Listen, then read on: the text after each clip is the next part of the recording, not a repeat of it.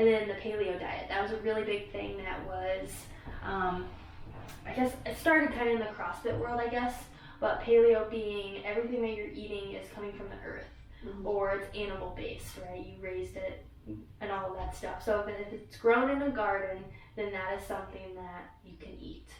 And I would say from a carbohydrate standpoint, that's what I would push people for. Like if you're shopping on the outside of the grocery store and you can grab it from the vegetables, like that area, then that's a good carb. If you're walking up and down the aisles and like you read the back of the thing, the ingredients list, and you can't pronounce half those words, you should probably stay away from it. All right, we are here with the STL Health Podcast, and Mike is not here, and we have a special guest, Dani Ruiz. Yay! Hello. So Dani came on as the second coach for our nutrition coaching program, and you're finishing up in school, so tell a little bit about your nutrition background. Yeah, well, I'm halfway through finishing school. So I majored in exercise science. I took 3 classes of nutrition. Nutrition through life cycle, I took nutrition for performance, and I took nutrition for general population. Right now, I'm doing master's in health sciences with an emphasis in sports performance, and these are very research heavy classes, and I've taken 3 classes so far. One that was the focus was in metabolism and the endocrinology, so I learned a lot about hormones, the role that they have in metabolism, how the whole concept of energy created comes along the body, which is incredibly fascinating.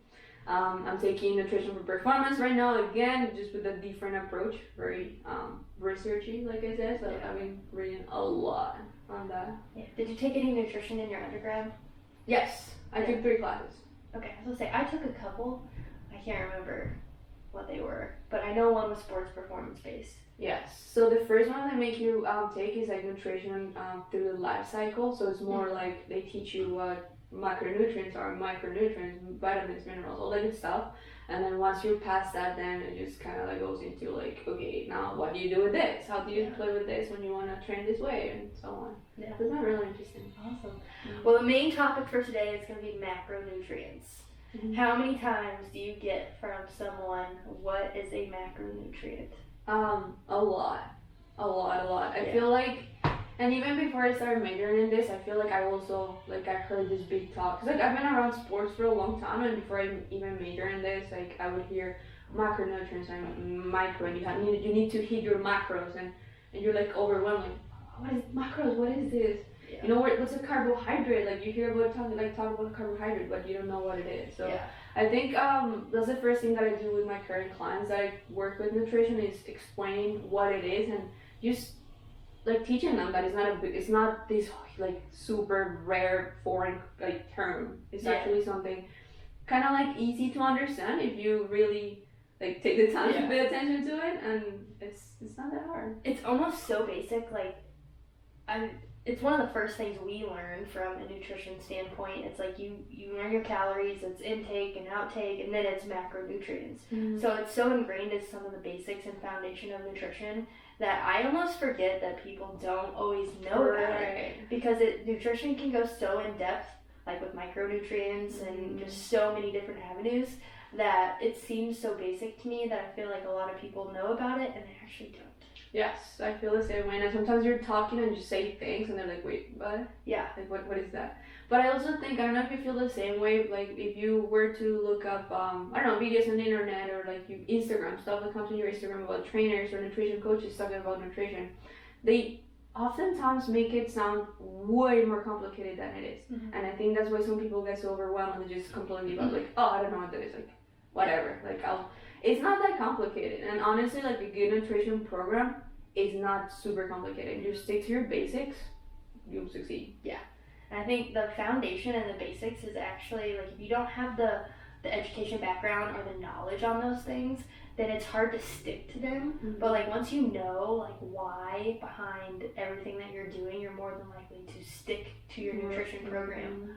So 100%. Yes. 100%. Yeah, and it's just like like you said, like once you understand, for example, before, like I guess I took not for granted, but like I just didn't understand how important it was for me to actually make sure I had all my vitamins and minerals. But now, like, oh, if I'm deficient in this vitamin, like that's actually could be a big deal. Yeah. So just like actually knowing what they do and understanding, it's really gonna help you. Like you said, that's very true. Yeah.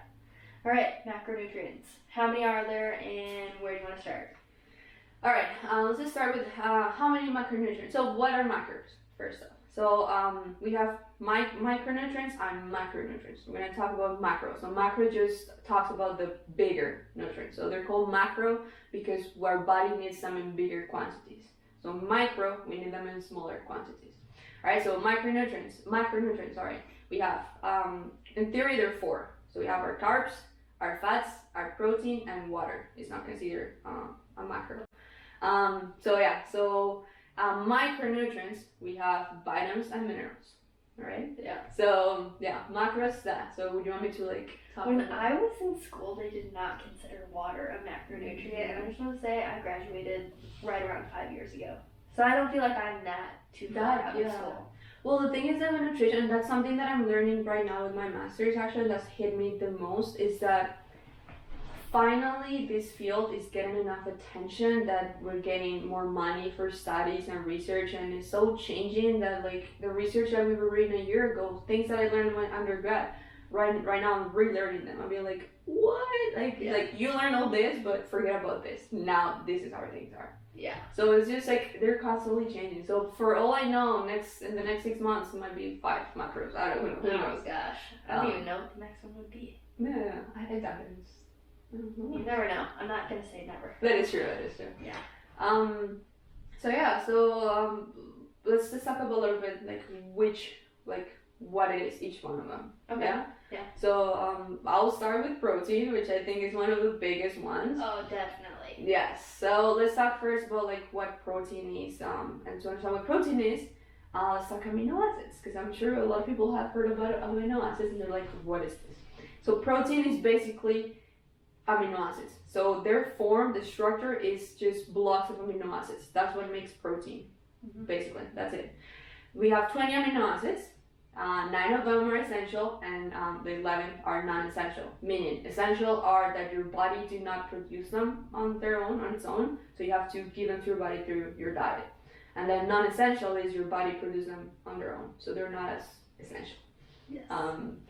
So that's basically what it is. From a point of view of like performance, the type of amino acids you get, I'm sure people also have heard about like branched chain amino acids. Yeah. I actually get questions like, I think it was Erin who was asking me about like the content of pre-workouts, and they have BCAAs and creatine, and what is this? And BCAAs, that's what they are, branched chain amino acids. And what are those? Are just 3 essential amino acids: isoleucine, leucine, and valine. So why they're so important, why some drinks have them, is just because research has shown that those ones are the ones that stimulate protein synthesis the most. The more protein synthesis, the more we build muscle and reconstruct the muscle that we damage. That's all that it is. Yeah. What else? Then you want to add anything? Yeah, from a weight loss perspective, because I would say that's probably what we see most is people come in, they want to lose weight. That's like their primary goal, and then they're like, well, I want to tone up and build muscle too, and it's kind of like a hand-in-hand process. So from a weight loss perspective, like why is protein so important for your diet, and how does that aid in your weight loss journey? All right, so I mean, first off, like keeping a good amount of protein, like even the bare minimum, is like super important, because like I said, protein is the structural component of muscle and any body tissue.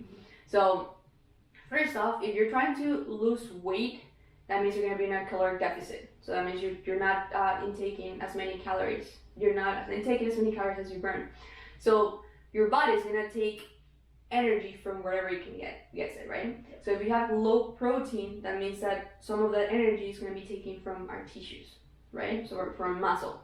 But if we keep a high protein intake, that means that we're going to spare that muscle, because we're going to be constantly giving the body what it needs to to readjust and rebuild and keep up with that muscle. So it's super, super important to have a high protein intake, A, to spare the muscle and make sure that the weight that we're losing is from fat and not the muscle.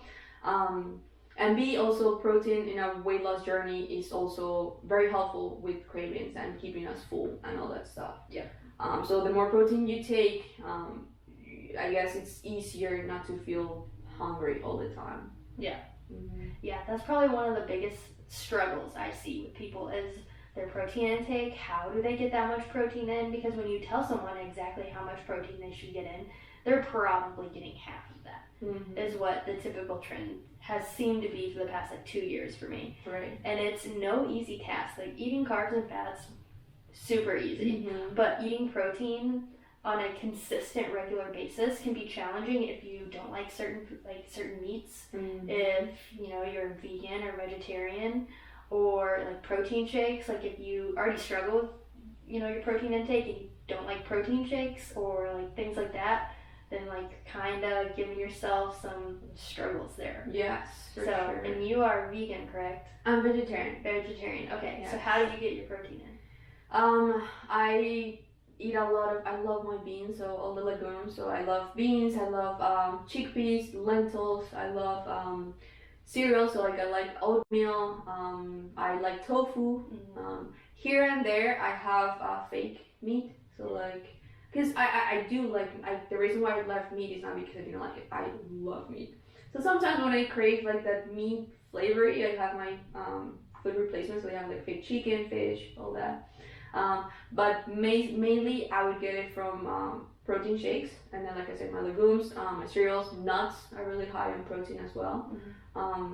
And even like nowadays they have like enriched bread, where like 2 slices of bread have like 20 grams of protein. All these, that's where you get it. Yeah, or like crunch wraps, like the wraps they use for tortillas and stuff. Like I think like nowadays, if you're willing to put the effort and try, just to look up for options, they're there. Yeah. So. Yeah, that's have you looked at all into like the carnivore diet that's like primarily meat driven? No. My guess is you probably have. It sounds so against everything. So against everything, yeah. Well, like all these fad diets that they have out there, it's like, I guess I don't know if it's another one. It's just something that's recently came to light and that research is actually being done on. There's not too much out there, but there's enough to like dabble in it and look. And it's maybe here in America it's not like the greatest because meat is kind of tainted and processed and sometimes not always great. But in other countries where meat is more natural, like you go out and like you raise the animal yourself and then you process it yourself, there's not any additives and stuff like that. It's not eating crops that have been tainted with fertilizers or pesticides and all of these bad things that certain animal meats from head to toe, so like the liver, the organs, and all of that. I just saw your eyes get so big. Yeah, but like the liver is supposed to be really good for you because you're getting like the nutrients and stuff that's in that. So there's certain people out there that only eat meat from the head to toe of the animal, and then they have fruit. So the fruit is what gets them like their vitamins or minerals and stuff that they're lacking from the meat itself. And it's supposed to be, I don't know if you listen to Joe Rogan at all, but he does like 30-day stints where he eats only meat, and he says that his energy levels actually increase when he does that. Really? Yeah, but if you don't balance it out with fruit correctly and like get those extra nutrients that you're lacking, like your stool and like that experience like can be really bad. Right. Yeah. And like it's not like that approach in terms of like the quality of meat that you're eating. That's not. A lot of people think that like because I'm vegetarian, I'm against eating meat. It's not that. Like I just think, if it's processed meat that is full of like hormones and like other harmful stuff, yes, do not eat that. Like, that's bad for you. But if it's organic, that comes from like you said, like a friendly farm maybe where the animal was not, well, first off, treated with kindness. Yeah. And then like there's not like much like bad foods that are given to them, all that bad treatment. Have your meat. It's not bad. It's a good source of protein. But I think people think that we're meant to be carnivores. We're not. We're omnivores. So we should be, and that's the thing, people eat more quantity of meat than they would eat of their fruits and their vegetables. When it should be, if not the same, a little bit more of your vegetables and fruits, and then your meat. So that's not my issue, but that's what I try to advocate for. Like, I'm not against meat eaters, not at all.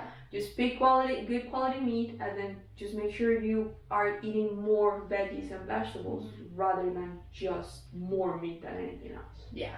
Yeah, as a nutrition coach, you have to like meet people where they're at. And like I've worked with people who are vegan, vegetarian, who love meat, and that's like their primary source. Like, you know, Kevin smokes meat every Sunday, and that's like the primary source of his diet, which is awesome. But I really take a balanced approach. So making sure you're getting that, you know, enough protein and stuff like that, but you're also getting your vegetables, your fruits, and all of that to make sure you're covering all your bases. Right. Yeah. So. I agree. Speaking of fruits and vegetables and all of that stuff, carbs. That's the next tough one. Yes. So carbs. People think carbs are bad. Yes. No. Stay away from carbs. Pasta, horrible. Don't eat it. Rice, don't even look at it. Yeah, I know. They're just like hate it, or they just think carbs, sugar. Yeah. People say sugar. It's not, and that's something that like I'm gonna try to explain without getting too sciencey, like in terms of like monosaccharides and all that stuff. But basically, carbs have there are different types of carbs that what they are depends of the molecules that are in them, right? So some of them, when you put them together, they make, for example, the sugar. So people think, sugar, table sugar, what is in cookies, donuts, all that. That's a type of carbohydrate, but that's on the bad end of the carbohydrate. We have other carbohydrates that are healthy for you. The ones that are in fruits, in vegetables. Fruits also have like fructose. That's a carbohydrate, so that's bad. So how to explain it? So carbs, depend on the carb that you go for, will depend on whether they're good or not. So foods that are high on fructose, super bad. That's why eating tons of fruit or like juices is so bad for you also. That's gonna contribute to gaining weight. But if you're going for carbohydrates found in like sweet potatoes, they're really good for you. Your body, the energy that your body uses comes exclusively from carbohydrates, specifically for one of the molecules that is glucose. So even if you take energy from fat, your body first needs to translate that fat into glucose to use the glucose as energy. So the core of everything, of energy production for your body, not to just work out, but to stay alive and carry out all the processes that they need, is on glucose, on carbs. So like they're very essential for your diet. It's just a matter of choosing and picking what the good ones or bad ones are. So like I said, sucrose, bad carb, fructose, bad carb.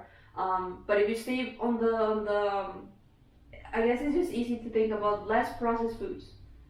Those are the carbs that you need. So like whole wheat pasta, that's good for you. Sweet potatoes, like I said, that's good for you. Brown rice, quinoa.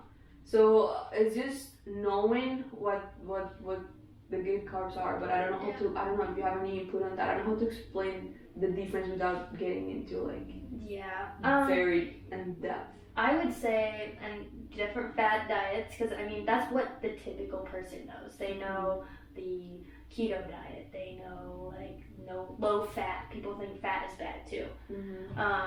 And then the paleo diet. That was a really big thing. That was, I guess it started kind of in the CrossFit world, I guess.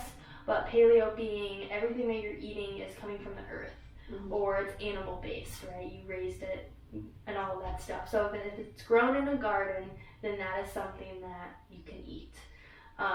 And I would say from a carbohydrate standpoint, that's what I would push people for. Like if you're shopping on the outside of the grocery store and you can grab it from the vegetables, like that area, then that's a good carb.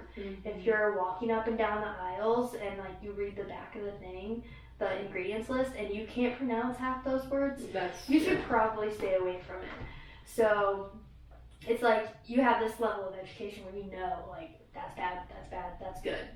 Whereas the average person sometimes doesn't necessarily know that, and they might not be like interested in learning these things.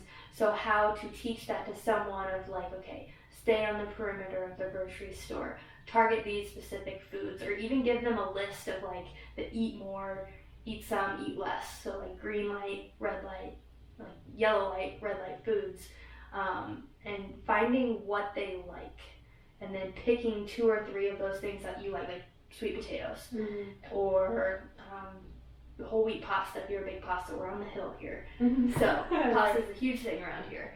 But just picking 2 or 3 of those and sticking with those main sources, and just creating different recipes around those. Yes, 100%. And one, like now that you mentioned like looking at labels and stuff, like one huge tip, I guess, like I learned that I found some of my clients go by is like, yes, you can see the label, the amount of carbs that you have, but on foods that maybe like I don't know, like a bread or a yogurt and stuff, like don't guide yourself just by the amount of carbs that is, but like I said, carbs, one branch is sugars. That sugars is the bad stuff. So anything that has included, or I think is labeled as added sugars or included added sugars. I've seen some with both. So yeah, so some any of those, whatever it is, just make sure that number is not like past 5 grams. If it's like 10, 20, stay away from those food. Like those are the bad carbs. Yeah, that's the sugary drinks that you were talking about, like certain Gatorades, like sports drinks that they give kids. Yeah, but you know, like that's the interesting part, because, and that's a huge thing that I've been learning in the past year, and because you know how I learned nutrition at first was like from a, I guess, general population or like health perspective, but now that I'm on the performance aspect of it, that's what athletes need. That's what the general population don't understand. Like you have no business drinking a whole bottle of Gatorade if you're not a high elite performer. Like athletes who run marathons, half marathons, who train twice a day, who need those extra carbs to like keep going performance, yes, please, they need that. But that's the thing, like I guess most of us don't differentiate between that.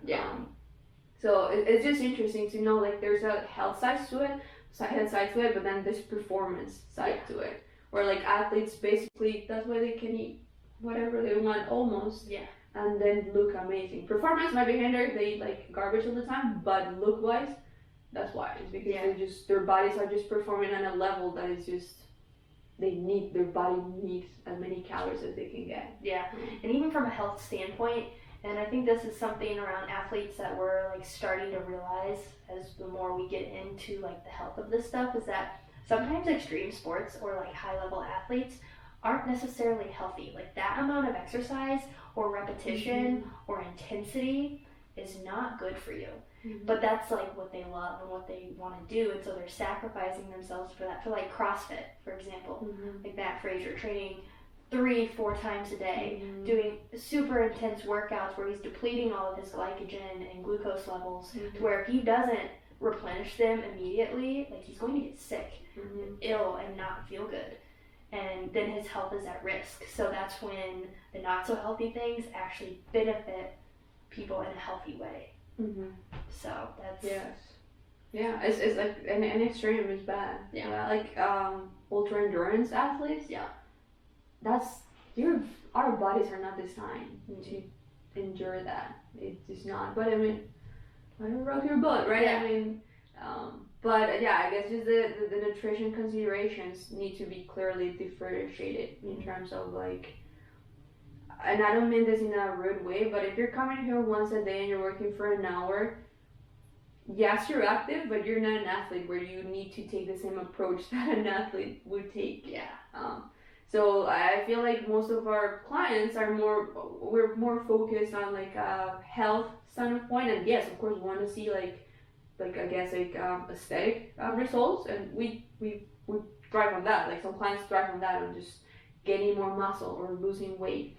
But we need to keep in mind that also what exercise is just making you feel good outside and inside. Make sure every process inside of you is going how it's supposed to be, and then you're hitting for a long life, healthy life, and not just like Yeah. You know, because I feel like that's what athletes, they eat like garbage. Yeah. Like garbage.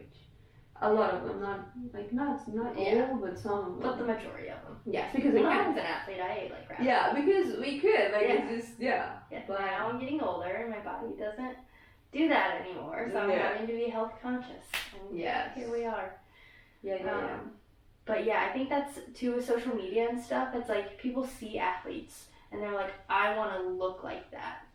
And people think from a physical standpoint. They don't think from a, I want to feel good. I want the inside of my body to work correctly. Right. They also don't understand how it works. But people come in here because they think they want to lose weight, not because they want to be healthy. Mm-hmm. And our goal is to get people to be healthy and get them the results that they want, but also give them that lifestyle that they're going to keep from like here on out.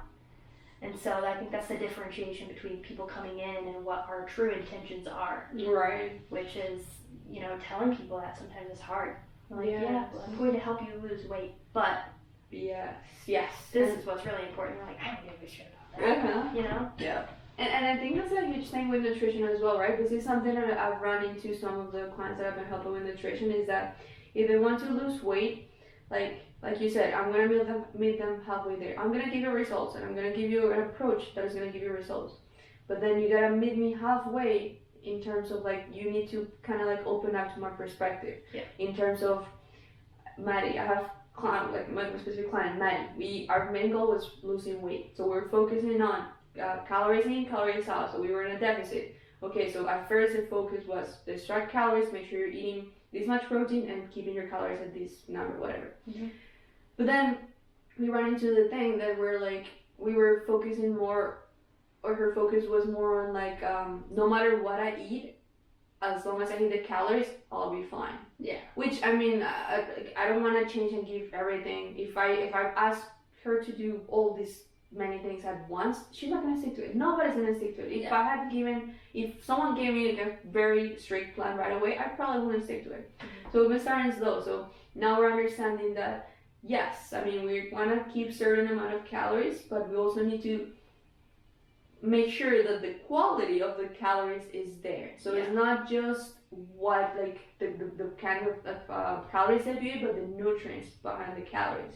Yeah. So now it's that, no, right? Seeing the people and developing that relationship with food where you're eating not just to make sure you look this way or don't look that way, but more like, okay, I'm eating this because my body needs it to feel good. My body needs it because I need these hormones. My body needs, you know what I mean? So it's just, I guess it's just kind of creating that relationship with food where you really it's a stair-step approach almost. At least with nutrition coaching, that's kind of what I've learned. I've been doing it one-on-one for almost 2 years now. And it's starting people off with calories in and calories out. And then once they get the hang of that and they're confident in what they can do and that they're hitting those numbers, then you show protein. Like, okay, we need to get this amount of protein. And then they start working on that. And then you introduce the carbs and the fats because most, like, from an athlete standpoint, I wanted all of it. Like, give it all to me. I'm going to focus on everything. I have education. Like, I know this is what I need. Versus the average person has to have like a stair-step approach. Right. And the carbs and fats tend to come later in the game. And so like they're building a base of nutrition, but it's so in-depth most people don't even know like how many steps we have to go to really complete the circle of nutrition. Yes. And it gets to a point where like, I don't know if you struggle with that, but like when they ask questions or where they not challenge, but like question why you do this or why this way, and you just want to like pour all this knowledge in them and like tell them like why, but if you get too into it, like you will just pay attention. So it's like that point where you're like please trust me. Just trust, there's a reason why. Like I can tell you if you're open to it, I will talk to you about it, but like I also don't want to overwhelm clients who are just starting, like you said. Yeah. There are certain people who love the science aspect of it, and you can tell those personalities like once you get going. And there's other people you're like, this might be like not the greatest thing to tell you because we're struggling with some other things. And it's like they almost have to graduate to get to that next level. And like they're like almost there, and you like want to blurt it all out, but you're like, okay, let me just wait. Nice, yeah. All right, we got one more technically two now that I didn't even know about. Fats. Talk about fats, because this is complicated as well. Yeah, so like you said, fats. I think people think, oh, fats are bad because I'm gonna store it as fat and it's gonna be bad. And no, fats, lipids, they have very beneficial effects and functions for our body. So like our body need fat. The thing is though, there's good fats and bad fats, right? I mean, there are different types of fats. I'm gonna get like whole into it, but I'm just gonna say that the good important ones I'm gonna mention is omega-6 and omega-3. I'm sure people have heard about like fish oil supplements, which is basically omega-3 supplements, and omega-6. So the good fats are mainly omega-3. The difference is just in the molecular components, just how many links or branches it has of hydrogens and carbons, and not relevant. But yeah, so omega-3 are the ones that you want to keep your HDL high, which is the good cholesterol, and then keep the bad cholesterol low. Good fats help you have a good health of your arteries, so we can prevent any heart disease or associated with heart diseases. And actually, fat is a really good tool to keep you safe-ish or in the lower end of getting hit badly by foods that are very high on sugar. So I have this happen to me with clients super often, and that's, I think, is one of the biggest misconceptions. They try to buy milk or any yogurt or anything fat-free or low-fat. And they're like, oh, it's better because, yeah, it's low-fat. No. Like, yes, you might be sparing a few calories because fat, like 1 gram of fat has 9 calories versus protein and carbs, with that 1 gram is just 4 calories. Mm-hmm. So yeah, you have more calories. But what happens is that when they take fat away, then the sugar, the molecules of sugar, like I said, they kind of decompose, so they spread out. So that's going to spike your insulin even higher when you eat those foods. So that yogurt that has the 10 grams of added sugar or 5 grams of added sugar, when they're fat-free, it's going to make your insulin spike even more. We don't want insulin to spike too much too often. What fat does is when yogurt actually has fat, that fat kind of keeps the insulin from spiking that high. Mm-hmm. So that's good. We want that. So people think that like fat is like this enemy, and it's not. I mean, if you're talking fat from fries, fat from like very like fatty, like fried stuff, like yes, that's bad fat. But if you're focusing on your healthy fats, like fats from your avocados, from olive oil, from good oils, and then nuts, that's very good. I'm not saying eat fats all day, no. Like the general recommendation is 20% of your overall caloric intake of fat. Fish, that's good. So if you wanna, if like supplements with omega-3, that's great. I think the enemy is not fats. I think people just are so completed, even like close to the idea of like eating fats. Yeah. So even when I try to explain the fat, like yogurt not having fat and all that stuff, it's like no, I just can't. Yeah. So it's the saturated fats, it's the cheese, it's the red meat, the burgers, the pizza. Like people love eating pizza. Yes. I would say one thing that you mentioned that now, if you want to get into that, is that one thing that a quick tip that I would take into like consideration of it if you were reading into labels is completely stay away from trans fats. Yep. If anything, like if there's anything at all from fats, that's the one thing. Like stay away from trans fats. Those are the worst for your health. That makes that's what fried food is the first thing that comes to my mind with trans fat and like the frying and those oils. Yes, a lot of the meats actually, you gotta pay attention to like also like chips. Some chips have a lot of trans fats. Some cold cuts have a lot of trans fats, which is like engineered, like they're engineered, they changed, so they're hydrogenated. That's what they're trans fats. Yeah. So yeah, if anything, does the biggest thing. And saturated fats, unsaturated, they're not. Yeah. They're so it's like people, like you said, they'll buy things that's no fat, low fat cheese, no fat yogurt, but then they go and eat the pizza. They're like, well, I had this and it was low fat, so I can have this slice of pizza. So you're getting those foods that's going to spike your insulin, and then you're going in and eating bad fats. Yeah, so you're like creating this recipe that is all around just not good for yourself, when you'd be better off getting fat from that yogurt and not eating the pizza, or putting like moderation. So it's like people, the first macronutrient that they overeat on is always fat. That's what I've seen. I mean, people are like double, tripling their fat intake on a daily basis. And lowering that is challenging, especially with people who like to eat meat, because a lot of meat tends to be pretty fatty.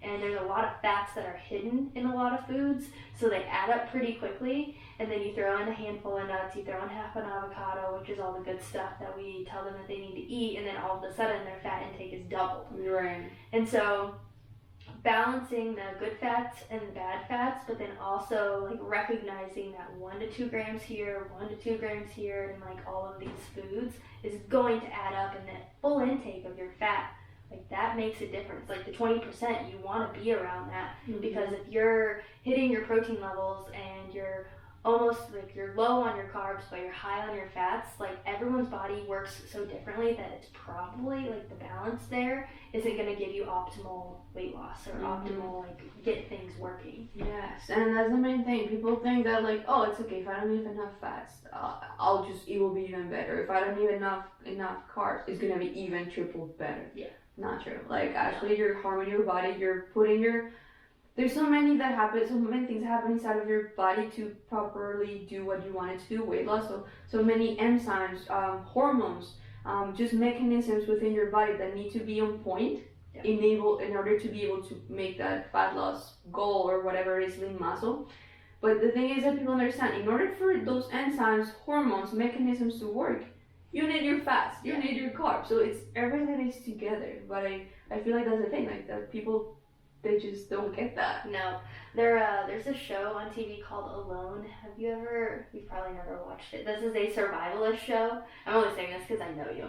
It's like a survivalist show. They take like 10 people and they put them on like in Antarctica or somewhere on like there's nothing anywhere around. It's super cold and they have to survive with X amount of items. So they have to forage for their own food, set traps to, kill their own animals, cook their own meat, and survive, and the last person that survives gets, X amount of money or whatever. Do they already die? Or? Well, so they get health checks. So, okay, so they're doing poorly. Yeah, if they're hungry, people eliminate themselves. They're like, I'm done, and then they can like call this person and be like, come get me, I'm eliminating myself. Gotcha. And then they get health checks, I think, twice a day. And if they drop below a certain like percentage of body weight compared to what they came into, they get eliminated. But you see, like, people will I've seen someone kill an elk, and then they survived by living off a fatty animal. But rabbits are so low in fat that rabbit meat actually doesn't provide enough fat and nutrients to actually keep the person alive.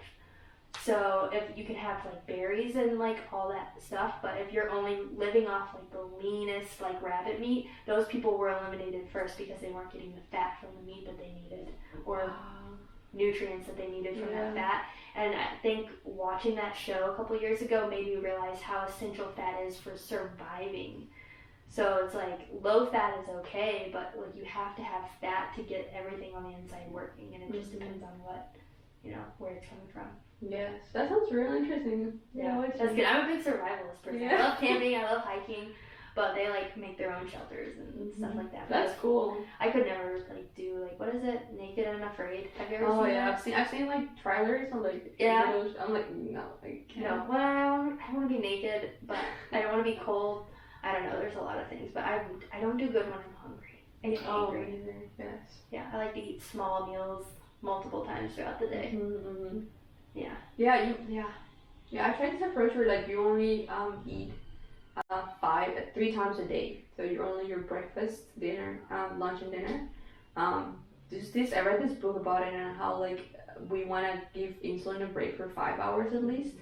And it's just so interesting, like I said, like how your body adapts to it and how your body feels. And there's so many things and approaches, like I said, out there, but that they all based on the same concept and like what we're saying, like the same foundation. Yeah. I think stuff like that's hard for us because we're up for so long, and that's what I struggled with intermittent fasting and like a lot of the fad diets. Like I tried everything so I could have experience in eating this certain way as a nutrition coach, and I'm waking up at 3:45 in the morning, and if I'm up at that early and I don't eat till noon because I'm not going to bed until like 8, 9 o'clock, Oh my gosh, the first couple hours of that day, I was miserable. Mm-hmm. So it's like intermittent fasting was not my thing. And if I did fast, I had to eat early and then quit eating at like 3 in the afternoon.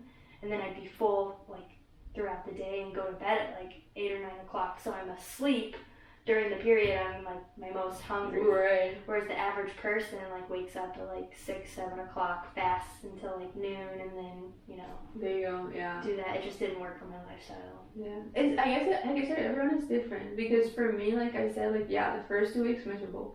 But then after that, you realize that you don't need to eat as soon as you wake up. You don't need to eat within 2 hours of waking up. Not even 3. You're coming to training in the morning without eating. Yeah. People, oh my god, I'm gonna pass out. My favorite. Oh no, my muscle, my body's gonna eat out my muscles. It's gonna take the energy from the muscle if I train without breakfast. Like, no, It doesn't work like that. doesn't work like that. Yes. So it's just like cool, like how many approaches there are, like when it comes to performance, when it comes to like health, like and there's many ways to play around it, but it all comes together to the foundations that we were talking about. Yeah. I don't know how I feel about water being a macronutrient, but I would say protein, carbs, and fats are definitely the most important from a food standpoint. Yes. And I mean, water is, there's not much to say. I mean, you know, everyone knows that Yeah. you need water. Like, just make sure you drink water. Drink water, half your body weight in ounces of water. If Exactly. you're exercising, I think it's, an extra 20 ounces for every 30 minutes of exercise. And you do something along those lines. Sure. Just drink lots of water. Just drink a lot of water. Yeah. And what is it? A lot of people actually feel hunger, but they're actually dehydrated. Yes. So if you're finding yourself being hungry, to drink a glass of water, wait 10 minutes, and if you're still hungry, then that's when you know to eat, and it's true hunger. Yes. And yes, that's one of the biggest, like when people complain about hunger and like weight loss diets or those approaches, I always say, how's your protein? Like, make sure you're eating protein early in the morning, make sure you're getting some fiber early in the morning, and tons of water. Yep. Sometimes you're dehydrated. If you're thirsty, you're already dehydrated. Yep, too late. So you cannot wait until you're thirsty. Yeah. So that's one of the biggest tips, I guess, Yeah. for water intake. Awesome. Yeah. Well, this is good chat. Yeah. Protein, carbs, and fats. Now you know what they are Yes. and why they're important. Yes. Hopefully a better idea for Yeah. those who are asking. Yeah. And if you want more information, ask Dani because she's excited to tell you. Yes. She would love to spew all of the scientific information. Yes. So, awesome. Well, thank you. Thank you for having me. Yeah, we'll have to circle back around and do more of these nutrition chats. Yeah, love it. So, awesome. Well, thank you. Yeah, thank you.